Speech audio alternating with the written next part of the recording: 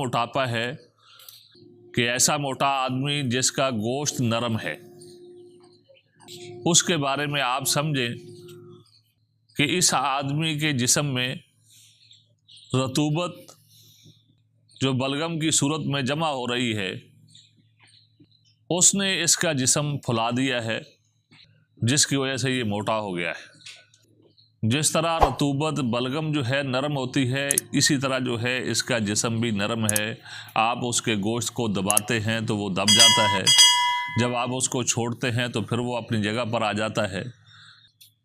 तो ये नरम गोश्त जो है इस बात की निशानी है कि इस आदमी को जो मोटापा है ये रतूबती मोटापा है, बलगमी मोटापा है।